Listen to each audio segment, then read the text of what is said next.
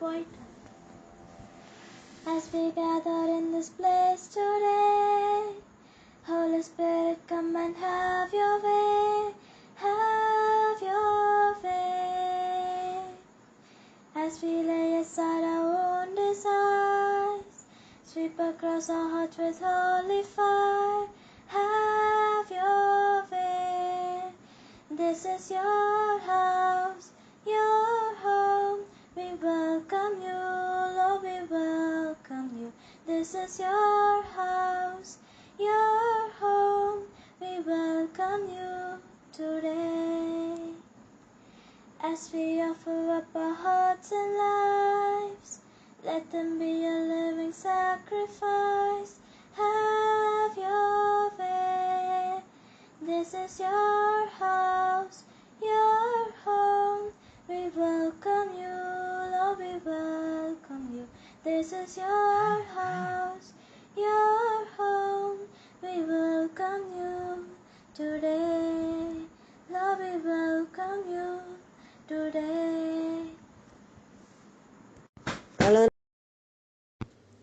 கிறிஸ்துவுக்குள் மிகவும் பிரியமான சகோதரிகளுக்கு இந்த நாளின் காலை தியானத்துக்கு கர்த்தர் நம்மோடு பேசுகிற வேத வசனம் எஸ்ஐயா தீர்க்கதரிசியின் புத்தகம் 49ஆம் அதிகாரம் 23ஆம் வசனத்தின் பின்பகுதி. நான் கர்த்தர், எனக்கு காத்திருக்கிறவர்கள் வெட்கப்படுவதில்லை. நான் கர்த்தர், எனக்கு காத்திருக்கிறவர்கள் வெட்கப்படுவதில்லை. நல்ல கூட ஆண்டவர் சொல்கிற ஒரு வாக்குத்தத்தமான வார்த்தை இது. நான் கர்த்தர், எனக்கு காத்திருக்கிறவர்கள் வெட்கப்பட்டு போவதில்லை. இதனால் காத்திருக்கிறவங்க நிறைய பேர் வீணான காரியத்துக்காக காத்திருந்து அதனால் வெட்கம் அடைஞ்சு போயிடுறாங்க.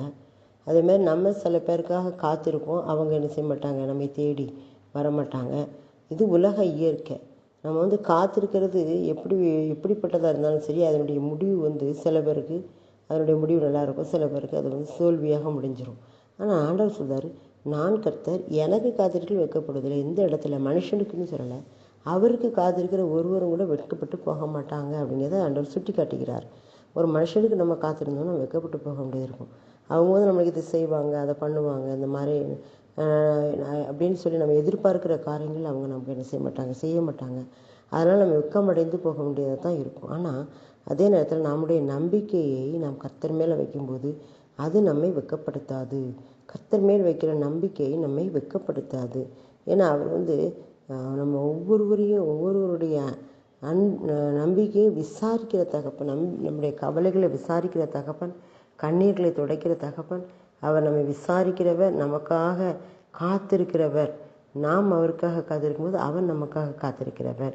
ஒரு சின்ன சம்பவம் கூட சொல்லுவாங்க. ஒரு பையன் டெய்லி என்ன செய்வானா, 7 மணிக்கு ஆண்டவரை நோக்கி ஜெபிச்சுக்கிட்டு இருப்பானா.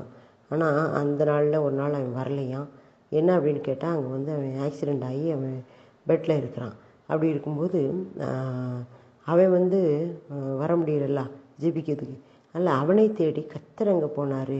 அந்த ஆஸ்பத்திரியில் அவர் போய் அப்படி ஒரு மகிமை பிரகாசமாக அந்த ரூம் இருந்துச்சு அப்படின்னு சொல்லி ஒரு சம்பவம் சொல்லுவாங்க.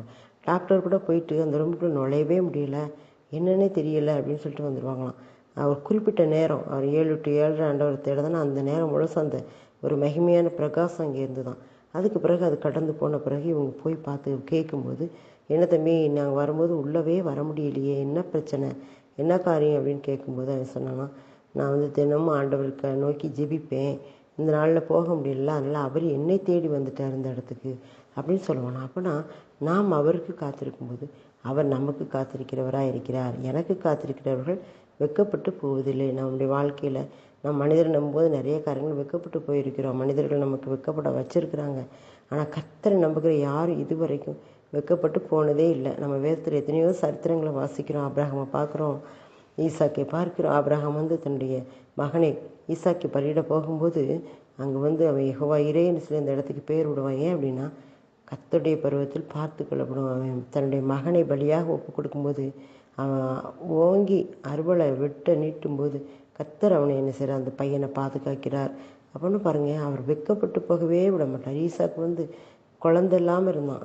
ஆனால் அந்த நேரத்தில் ஜெபித்தார். தன்னுடைய ரெபேக்காள் மனைவி அவரும் சேர்ந்து ஜெபிக்கும்போது 2 பிள்ளைங்களை, 2 ஆண் பிள்ளைங்களை, 2 பிள்ளைங்களை அவர் என்ன செய்ய கொடுத்தார் என்று சொல்லி பார்க்குறோம்.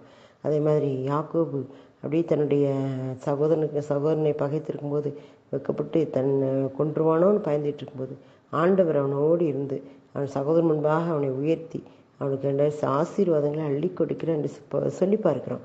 அது மாதிரி யோசேப்பு வந்து தன்னுடைய சகோதரர்களால் துரத்தப்படும் போது திரும்பமாக அவர்களுக்கே அவன் படி அளக்கக்கூடிய அளவில் அவனுடைய வாழ்க்கையில் ஒரு பெரிய உயர்வை அதிகாரியாக பெற்றுக்கொள்கிறானே. அதெல்லாம் வந்து என்ன அப்படின்னா, நான் கர்த்தர் எனக்கு காத்திருக்கிறேன் வெட்கப்படுவதில்லை என்று சொல்ல வார்த்தையை நிரூபிக்கிறதுக்கு தான் இந்த மாதிரி காரணம். நம்முடைய வாழ்க்கையில் எத்தனை நேரம் நம்ம ஆண்டவருக்காக காத்திருந்தோம், ஆண்டவர் நம்மை வெட்கப்படுத்தாமல் நடத்தினாரே. என்னுடைய வாழ்க்கையில் அநேக சம்பவங்களை சொல்லலாம். அவருக்காக நான் காத்திருந்தது ஒன்று கூட வீணாய் போகலை. எல்லாத்துலேயும் வெட்கப்படாமல் நடத்தினார். உங்களுடைய வாழ்க்கையில் அது வந்து நிச்சயமாக அது ஒரு அனுபவமாக இருக்கும். அதனால் நாம் கர்த்தரை நோக்கி பார்ப்போம். நான் கர்த்தர் எனக்கு காத்திருக்கிறவர்கள் வெட்கப்பட்டு போவதில்லைன்னு சொன்ன வார்த்தையை நம்பி அவருக்கு காத்திருப்போம். அவர் நிச்சயமாகவே பெரிய காரியங்களை செய்து நம்மை நடத்துவார். ஆமேன். வெட்கப்பட்டு போவதில்லை என் மகனே, நீ வெட்கப்பட்டு போவதில்லை. கர்த்தருக்கு காத்திருப்போர் வெட்கப்பட்டு போவதில்லை. கர்த்தருக்கு காத்திருப்போர் வெட்கப்பட்டு போவதில்லை. அப்பா, அவங்க காத்திருக்கிற ஒருவரும் ஒரு நாள் வெட்கப்பட்டு போனதே கிடையாது.